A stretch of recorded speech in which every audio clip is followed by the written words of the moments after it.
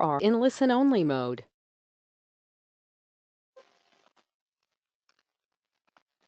Hello, everyone, and welcome to Heart's webinar series.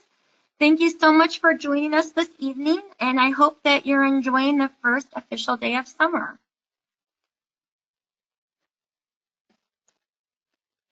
Today's webinar, Digital Resources to Teach Compassion and Critical Thinking, is intended to inform educators about ways to infuse technology into their classroom as a means for fostering important values and skills. During the webinar, please post any questions you have in the question box throughout, and we'll be happy to answer them at the end. I also wanted to let you know that when the webinar ends, a short survey should pop up on your screen. And if you could complete that survey, we would greatly appreciate it. It'll just take about, less than 5 minutes. For those of you who have attended our webinars before, you may know me. I'm Kim Corona, Heart's Senior Program Director, and I've been with Heart for almost 10 years now. I've taught for several years directly to youth, and now I'm focusing more on developing educational resources and facilitating professional development opportunities. And today I'm presenting with my colleague and friend, Kyle Lyle, Heart's Educational Technology Consultant. And I'm going to turn it over to Kyle to let him tell you a little bit more about himself. Thanks, Kim, and hello, everyone. Welcome and thanks for joining the webinar. I joined Heart 2 years ago as an educational technology consultant, and my role is primarily to help Heart explore and use online and digital tools to create new approaches to humane education programming. Besides my work with Heart, I also coach teachers in New York City around using educational technology, and I was previously a middle school English teacher. And I just want to add that Kyle has incredible experience in EdTech and has been an amazing asset to Heart. His contributions to the organization have been invaluable, and we've been really lucky to have him. And you'll be excited to learn a lot from him in today's presentation. Well, thanks so much, Kim, and I'm really excited to be part of this webinar tonight. So just to start, I'm going to give you a little bit of an overview of who Heart is, for those of you who don't know us. Heart's a comprehensive humane education organization, which means we teach compassion and respect for people, other species, and our environment.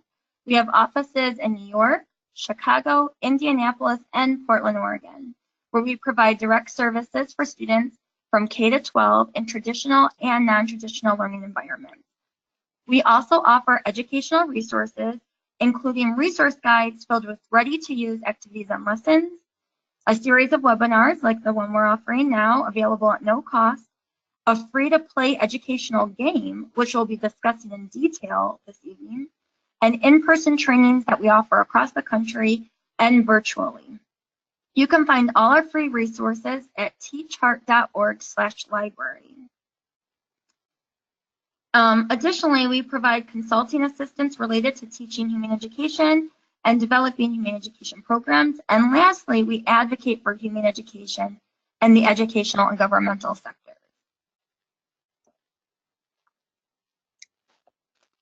A quick overview of what we plan to cover today. We'll discuss best practices in using EdTech in your learning environment, frameworks for utilizing EdTech, examples from Heart and other organizations of ways to enhance your humane education practice using EdTech. And we'll also talk about the obstacles and challenges with utilizing EdTech, as well as the benefits. And we'll share EdTech initiatives and tools that are available to educators that you can hopefully turnkey into your own practice. And finally, we'll share some additional resources that you can utilize after the webinar.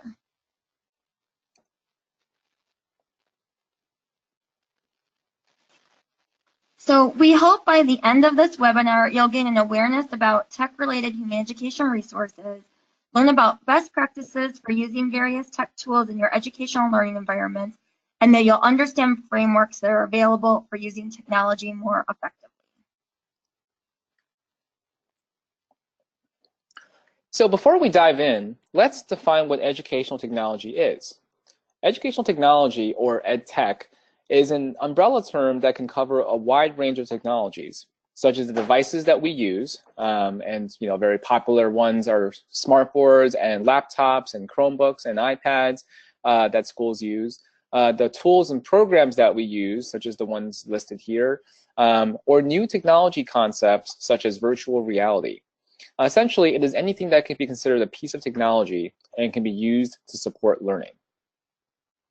So just to get a sense of how familiar our audience is with using EdTech, we're going to be displaying a poll that you can answer about how often you use EdTech. So we'll display the poll now and give you a few seconds to provide feedback to us.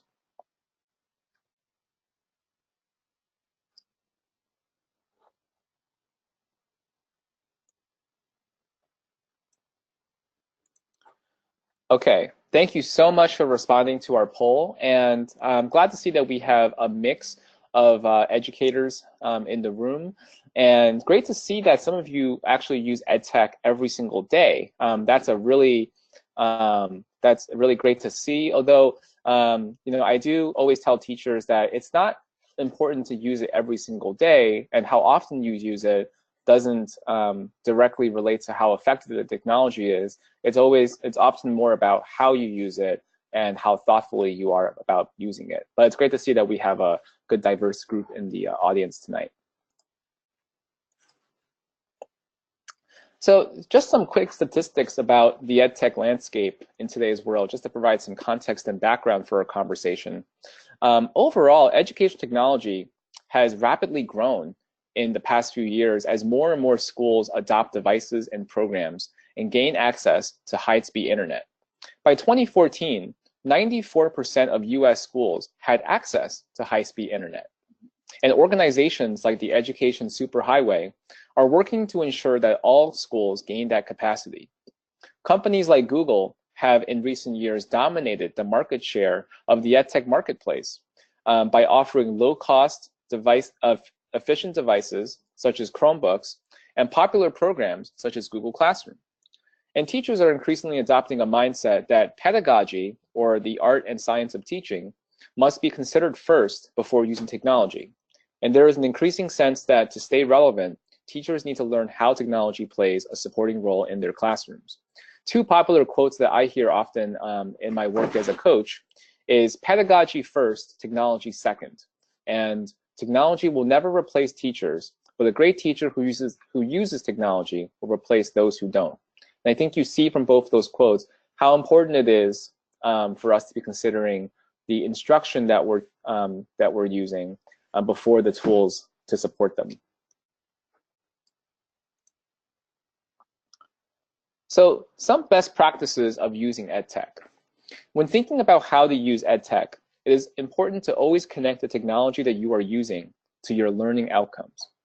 Step one is to start with the goal or learning focus in mind. Identify your needs and instructional focus to understand what role technology will have to support your teaching.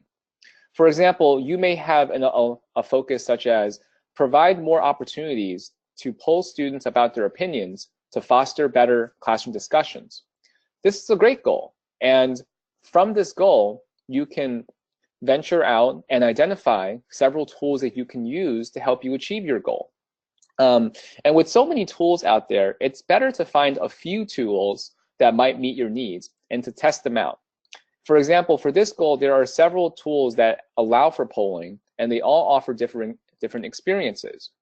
You may want to even consider sharing the tools that you found with other teachers and get additional feedback. Some schools do what's called an appy hour, where teachers can share new tools that they are using.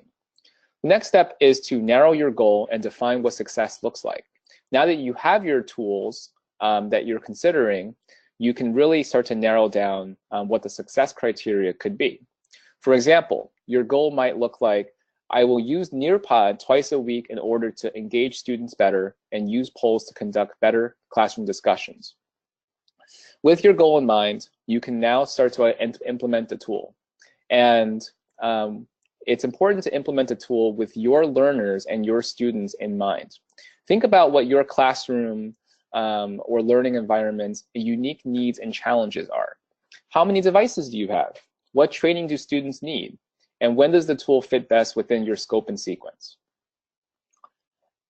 as you're implementing, it's important to evaluate how effective the tool is. It's important to look at different factors to consider whether the tool that you've been using is effective or not at producing the learning outcomes that you've set in your goal. Many tools collect data reports on student learning that you can see. As you look at the data and as you consider how the tool is being used, reflect on your goal and change the tool if you're not satisfied with how it's going. So there are several excellent frameworks that help teachers plan effectively for technology integration. And two frameworks that we use often at Heart are the ISTE standards and the SAMR framework. ISTE, which is the International Society for Technology in Education, publishes standards of technology use for school administrators, teachers, and students. When we wrote technology integration activities for the comprehensive resource guide Justice for All, we aligned all of our activities to at least one ISTE standard. So we highly recommend that you look at some of those standards as you consider the technology activities that you're integrating in your classroom. Another framework that we use often is SAMR, which stands for Substitution, Augmentation, Modification, and Redefinition. SAMR is a framework that lets you consider the sophistication with which you're using technology and what the transformative impact of technology is having on your instruction. At the lower rungs of SAMR are substitution and augmentation, which is when technology is having little, no impact or just a little bit of impact on what your learning outcomes are. At the higher rungs of SAMR, where you're modifying your instruction with technology or even redefining it, that's when technology really has a more transformative effect. One good example I like to use is note-taking. If you're asking students to use a notes app to simply record what they're hearing, it's no different from asking them to use a pen and paper to record what they're hearing. But if you're asking them to use a digital notes app where they are taking notes with their peers and sharing their notes and adding multimedia elements like images or videos to enhance their notes, then we're moving towards a more transformative impact where note-taking has really been enhanced and even redefined through the use of technology.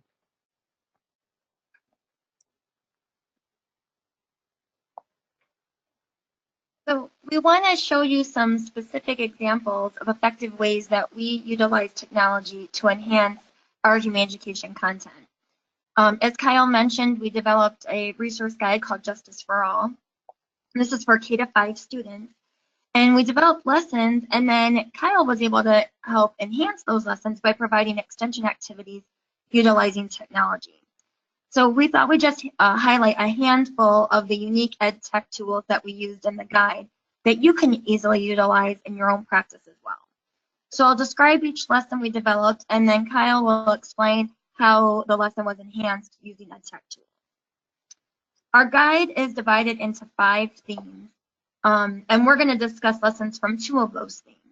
The first theme that we're going to talk about is our superheroes theme, where students are inspired by fictional superheroes to become real, everyday humane heroes. So these are 3 lessons from that theme, and these are for K-2 students. So the first lesson, being an upstander. Students learn about the difference between being a bystander, someone who passes by a situation and watches, and being an upstander, someone who passes by a situation and takes action to help another in need. And then they learn about strategies for how they can be an effective upstander and how they can practice those, and they practice those strategies through role playing. The intention of this lesson is to foster youth empowerment and to prevent escalating bullying and peer mistreatment. So in the technology activity for that lesson, students use a tool called Toontastic to create skits that allow them to practice the role-playing strategy being taught in the lesson. In this app, they're able to move around digital characters, record lines of dialogue, and record a digital skit for others to see. This allows them to practice role-playing in a safe and virtual environment.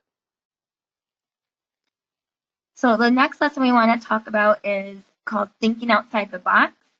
And this lesson starts with a riddle to show students what it means to solve a problem by thinking outside the box so that they understand what that means. And then they hear stories of change makers who made a positive difference in the world by developing new and unconventional solutions to problems. And the lesson culminates by asking students to conduct research to identify a change maker who they think developed a solution to a problem by utilizing their thinking outside the box skills. And students explain their change maker's innovative solution and teach one another. In the technology activity for that lesson, students use a website called Glockster to create interactive online posters. The posters allowed them to embed text and images from the internet, as well as more interactive objects such as videos. This allows the posters to be more educational, and students are able to connect more resources to their poster topics. And in our lesson, Becoming a Hero, you think about specific common traits and skills among heroes. They engage in various activities to understand these traits and skills, and examples of heroes who utilize those traits and skills to work toward a more humane world. And the lesson concludes with youth identifying an issue that they're concerned about, and using the heroic traits and skills that they learned about, they'll complete a service project together related to that issue that they identified. And in the technology activity for that lesson, students use a program called Adobe Spark, which is similar to Prezi or Google Slides, to create a highly interactive slideshow where they can record their own voice, and the slideshow can be presented as a mini movie with voice and music. This allows them to create and share a virtual PSA in a way that can be broadcast to many more people than just their immediate peers.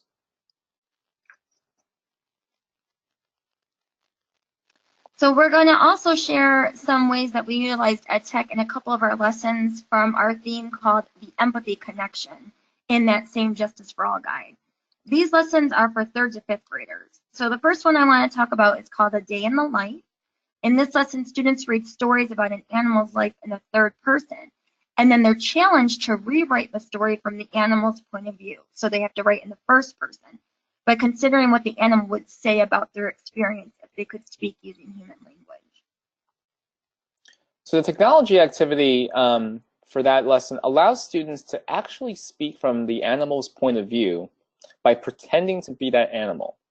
They use a website called Blabberize, where they are able to upload an image of the animal that they're pretending to be, and then actually animate the animal speaking, and then recording their voice through that speech. In this way, it's an incredibly powerful activity where the students can actually build empathy by seeing through the eyes of that animal. And our last example from is a lesson called Empathy in Our School. Youth are encouraged to build community by interviewing someone at their school who is part of their school community that they don't really know at all, such as a custodial worker, an office administrator, or a cafeteria staff member. The purpose is for students to understand what the person's life is like and to gain an appreciation for a role that they play at the school, and to understand what the school is like for them from their perspective.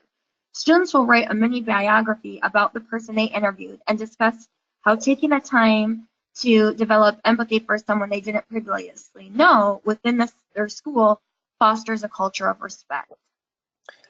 And in this lesson, we encourage students to create a website using a popular website creator called Weebly, so that they can collect the resources and stories that they've gathered to make it easier for their school to be able to access.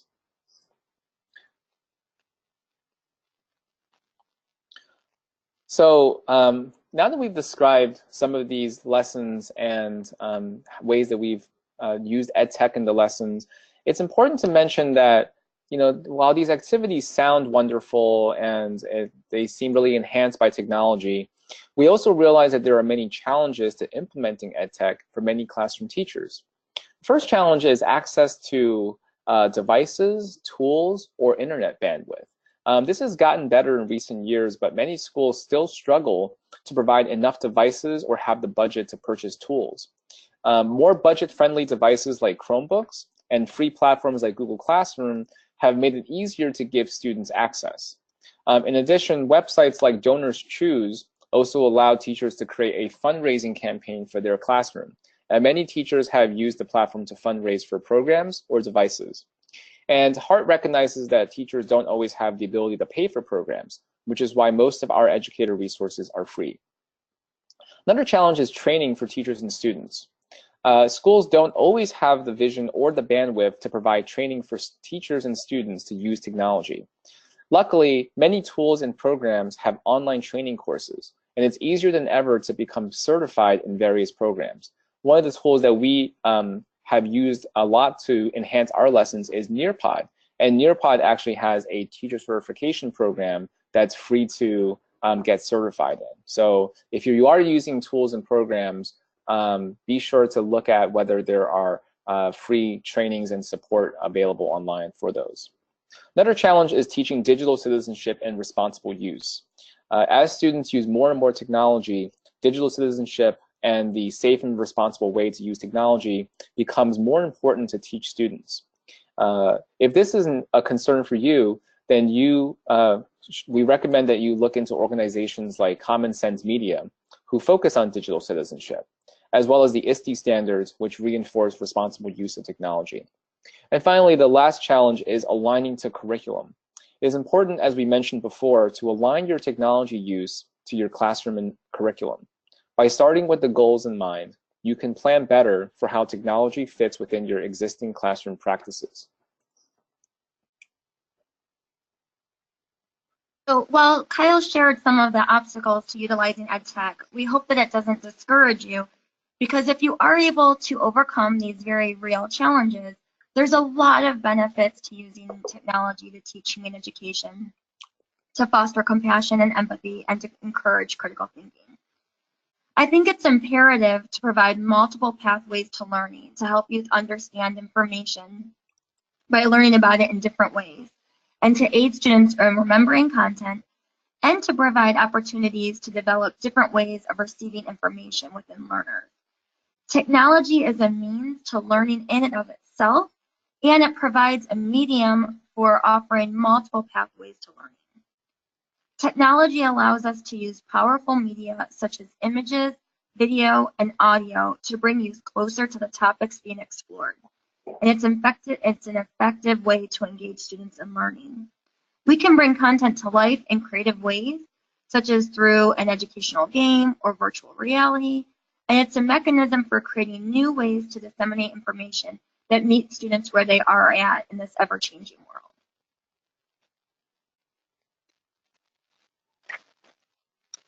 And technology is also a vehicle for offering activities in a new interactive way.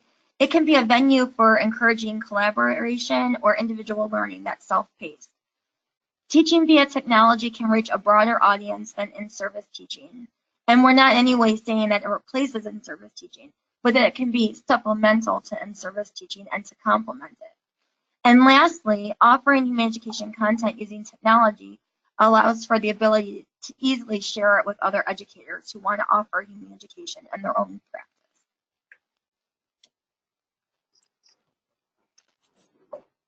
To give an example, we wanted to share how we've used technology to transform some of our HEART lessons. So the platform Nearpod, which Kyle's referred to a couple times earlier, allows for one-to-one digital experiences. So we've taken lessons that we've developed in other formats, such as our lesson Wildlife Under Fire, which was developed for our Humane Education Resource Guide in collaboration with the ASPCA and the International Fund for Animal Welfare.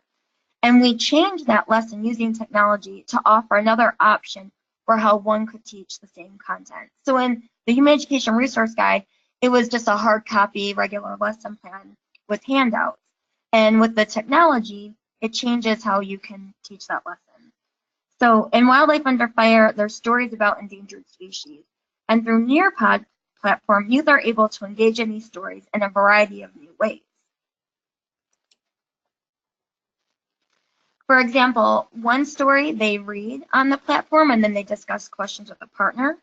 For another story, the learners listen to an audio file and then respond to written questions independently using the computer. And for another one, they listen to the story and then they review it through an interactive fill in the blank paragraph. So the technology allows for an easy way to click through each story and a variety of follow-up activities related to each one. It's really interactive and engaging. Another lesson from our resource guide that we converted to Nearpod is a lesson called Puppy Mills Exposed, and this is actually for middle school students. And in this lesson, students compare and contrast descriptions of animals up for adoption, such as the description you see here from Animal Haven, a private shelter in Manhattan, of a dog named Blue who's up for adoption. And they'll compare that ad with ads like this of puppies for sale from online breeders. Now, this is a fake ad that we designed based on real ads of puppies for sale online. With Nearpod, it's really easy for teachers to show these ads in color and to have all the students in the class see it without worrying about making copies or having enough for everyone. And the platform allows educators to also link use directly to websites and resources relevant to the content being taught.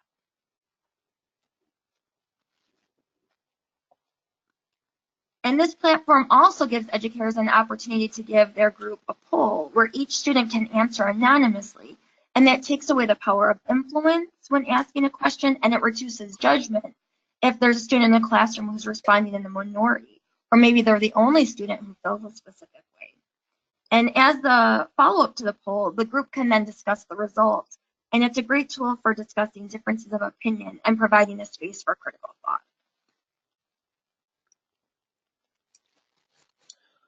Thanks, Kim. Now I'll actually cover some of our EdTech initiatives and how you can use the tools and resources in these initiatives. Kim really did a great job of previewing some of our Nearpod lessons, and I'll be actually showing a little bit later on what the Nearpod store looks like on Heart Store. So the first platform that we'll cover is actually Teachers Pay Teachers. This is the most popular platform currently for teachers to share resources with each other, both for free and for profit. Our goal was to broaden the reach of our resources to other educators by providing our curriculum of lessons for free download in Heart's Teachers Pay Teachers store. Since April 2016, our lessons on Teachers Pay Teachers has been viewed over 24,000 times and downloaded over 12,000 times. So I'll link over to our Teachers Pay Teachers page right now, just so you can take a quick look at what it looks like. So when you sign up for Teachers Pay Teachers, you can simply search for Teach Humane, and we will you'll be able to find our store here. And all of our lessons are offered for free, and we have all of our lessons from our animal resource guides, as well as our K-5 lessons from our New Justice for All guide. So our lessons are uploaded individually, so you can browse for the individual lessons that really appeal to you. And these lessons are also categorized by Common Core learning standards as well as by grade level and subject area. So it's really, you can really find lessons that are specific to your needs in our store. So how can you use this tool? One of the best ways you can use it is to, of course, use our lessons from Teachers Pay Teachers. And you can also search for resources related to teaching compassion and empathy, and there are resources beyond what we have to offer on this platform. In addition, you can also be a content creator and upload your own lessons for other educators to use, either to supplement your income or to build awareness of best practices and things that you're doing in your classroom. Our next EdTech initiative is Nearpod, which we've covered a little bit already. Our goal with Nearpod is to enhance our existing Heart lessons by creating engaging and interactive Nearpod lessons so that students can develop empathy and compassion.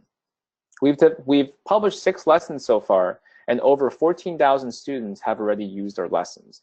And we have a new unit of lessons that we are waiting to publish and should be ready by the new school year next year. So I'll just link over to the Nearpod site really quickly so you can see what it looks like. And if you go on Nearpod and you search for the word heart, we should appear in the search results, and you can connect over to our store to see which lessons we have available.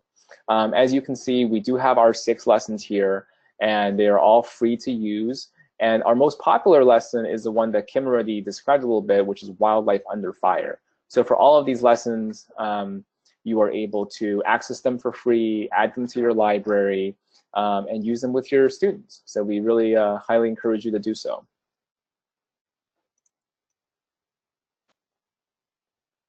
So we mentioned Nearpod polls earlier, and in this lesson that's will be published on Nearpod soon, is this child labor? We utilize several polls in the lesson. So first, youth will read a fictional story based on true situations with a picture of various children at work, such as this story about a boy named Hassan who works on a cocoa farm in the Ivory Coast. And after each story, there's a Nearpod poll used to ask the class whether or not it's an example of oppressive child labor or fair work. And it's a simple poll, but it's in a way to engage youth in the stories. They get really focused on making sure they're paying attention to the content, and it allows every student to have a voice. And while deciding if it's oppressive child labor or fair work is fairly simple, it then leads to a really rich discussion where the students have to defend their position and express why they think it is or is not an example of oppressive child labor. And these stories really develop compassion and empathy for the children and their different experiences.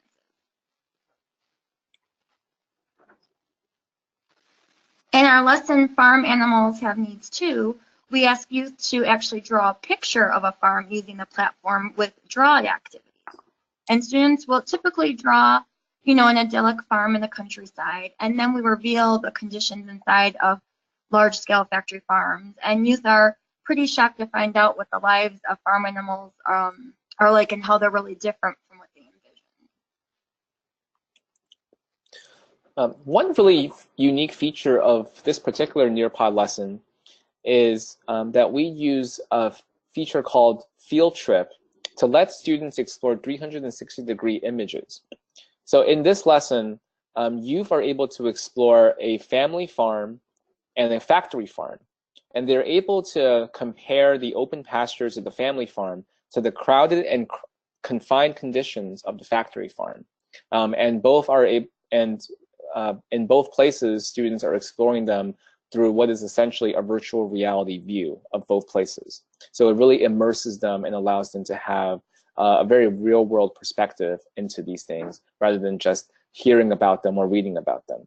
And later in the same lesson, we also discuss and show farm animal sanctuaries in the lesson so that students can see no-kill sanctuaries as well.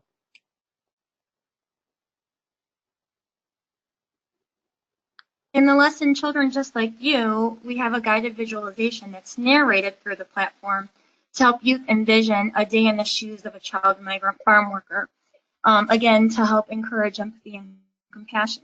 And the technology allows the educator and the student to navigate through the lesson together in more united way as opposed to being an experience just happening to the student.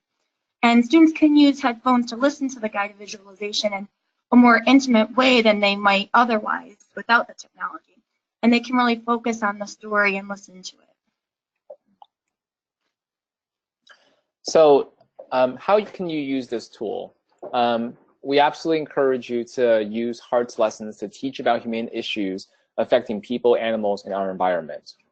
And with Nearpod, you don't only have to download other lessons, you can also create your own lessons. It's as easy as creating a PowerPoint and adding Nearpod's activities to enhance the lesson. In addition, you can find lessons from other publishers that help to develop empathy and compassion. And some other publishers that offer lessons include Teaching Tolerance and Common Sense Education. So with that, we'll move on to our newest initiative, which is educational games. So some may ask, why make an educational game? And some of the reasons are because kids are already playing games. The global video game market in 2015 actually grossed over $90 billion, making it a bigger industry than both the music or the movie industries. Educational games are also a growing field. The global video game market in 2015, as we said, grossed over $90 billion. And the K-12 educational game market is growing as well and will grow over 20% by 2019. Games, as we know, promote a state of flow. When playing a well-designed game, players are often completely engrossed and engaged. And it is this deep state of flow that has the potential to produce great learning outcomes. You may relate to this when you think about how you feel when playing a great game of chess or Sudoku or even filling out the Sunday crossword. There are a few games, and finally, there are a few games that teach humane ed issues. Despite the really large field of games that are out there, in the research that we did, we really didn't find many that covered humane education issues. So we felt it was important to use this medium to cover these really important topics. Thanks, Kyle. I just feel like the information you gave is just really compelling to show, we are in this digital world. And if youth are using computers and tablets and playing tech games anyway, why not promote humane qualities using a game? And like you said, that's why we felt compelled to do it. So we developed our first ever educational game and we launched it in April called the CIT Squad Case of the Sick Puppy. And CIT is for Compassionate Investigators in Training. We partnered with 3C Institute, a behavioral science tech organization, to create this educational game and to teach youth specifically about puppy mills and the difference between adopting and buying companion animals. But some of the other messages that they get is just compassion, empathy, and critical thinking. And the player follows Cora, Kazu, and Casey on a journey to investigate the case of why a puppy who was bought online is so sick. They interview people, they explore areas for clues, they find evidence to support their case, and they have unexpected encounters along the way. One of the most important mechanics in the game is engaging in dialogues with various characters that the CIT squad meets. This helps players learn more information about the case and builds empathy skills because it teaches that we should not judge others, but should seek to learn what their perspective is. In this screenshot, the CIT squad speaks to a woman named Janice, whose dog Max is not being treated well. She admits that she has been overwhelmed and has not been able to take good care of Max and agrees to give him up to an adoption center. Another game mechanic is scene exploration. As the CIT squad goes to different areas of the game, they are encouraged to explore the scene and learn more about each place they visit. This allows the player to learn more about the places they may have never been to before, such as an adoption center, a pet store, or a vet tech office. Here, the CIT squad visits an animal adoption center and can explore different areas to learn more about adoption centers.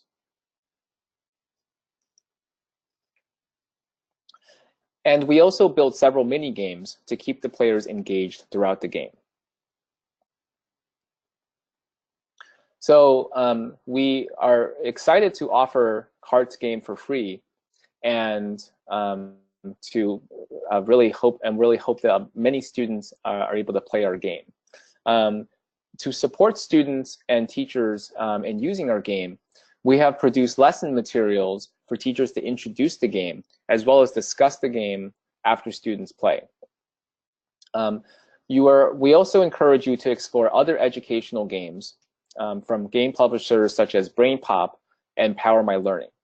And finally, you can even create your own games and to learn more about game-based learning. One popular way that teachers get into game-based learning is by creating their own board games and gamifying their classrooms. And just to show you what our game page looks like, I'll link over to it. And the URL for the game page is teachheart.org/games. And when you first arrive to our game page, there's a 2-minute trailer that you can play just to see more about the game and what it has to offer. And if you click on the Play Game button, it'll actually take you right over to the gameplay screen. In our educator section, which I want to highlight, this is where you can access the lesson introduction for the game, as well as the post-game lesson, which also includes extension activities for you to do after the game is played, as well as a scene-by-scene guide so that you can get a quick snapshot of all the scenes in the game and what to expect when your students play.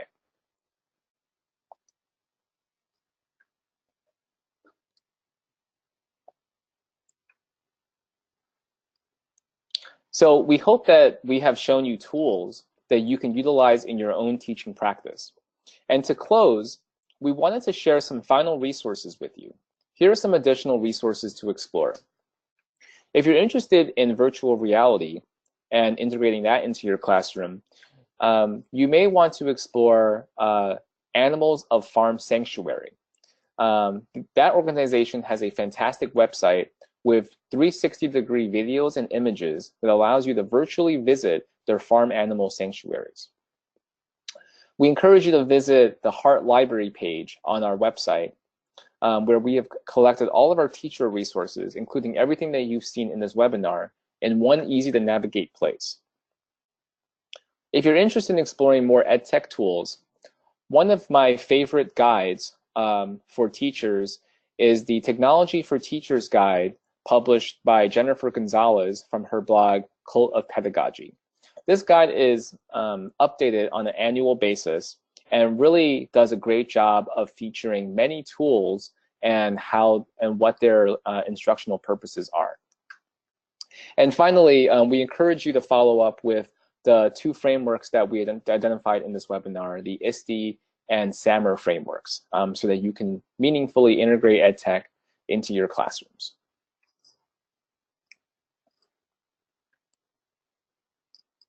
So that concludes our webinar, and we hope that you're able to use these resources and technologies in your practice. But before we go, we do want to open up to questions. So if you have any questions, please write them in the question box. And I did notice a couple pop up just recently, so we'll get to those. And while people are writing the questions, I just wanted to give a friendly reminder that when we do end the webinar, there'll be a short survey that should show up on your screen. And if you're able to complete that, we would greatly appreciate it, and it helps us to develop future webinars. And also, before we go to the questions, I just wanted to say on behalf of Heart, thank you all so much again for joining us. And please stay in touch with us via our website, teachheart.org, and sign up for a free e-newsletter. You can also stay up to date with what we're doing and our latest resources by following us on Facebook, Twitter, and Pinterest. And feel free to contact Kyle or myself if you have any follow-up questions or concerns. And with having said that, let's check the questions.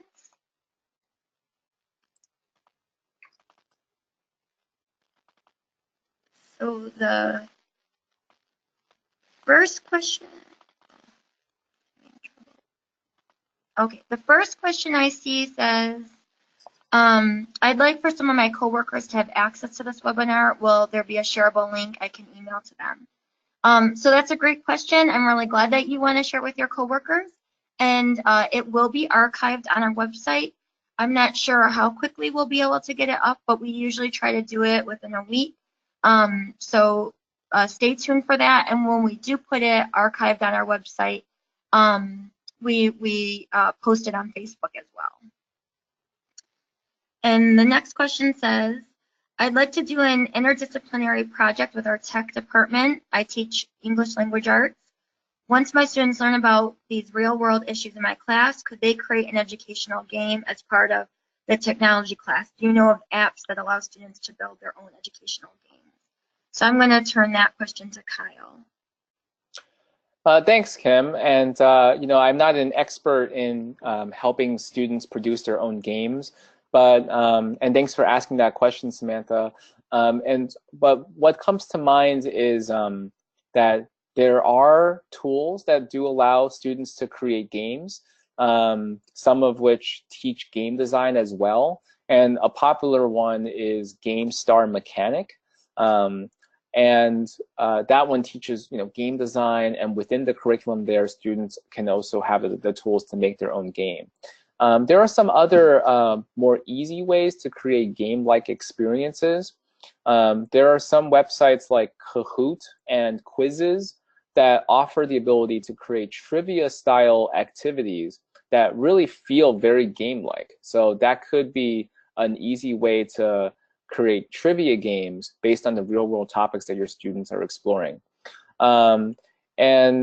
Finally, I would just say that in addition to creating online games, you may want to also explore different ways that students can create physical games, either like board games or card games, but themed around the real world topics that they're exploring. And hopefully that was helpful. Thanks, Kyle. All right, so I don't see any other questions. So I'm just going to give it one more second if anyone else has another question.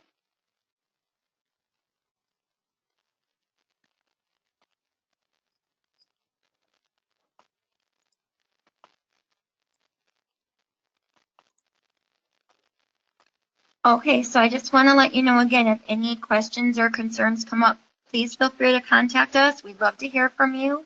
Thank you again for joining us, and we look forward to seeing you at the next webinar, and we hope you have a great evening.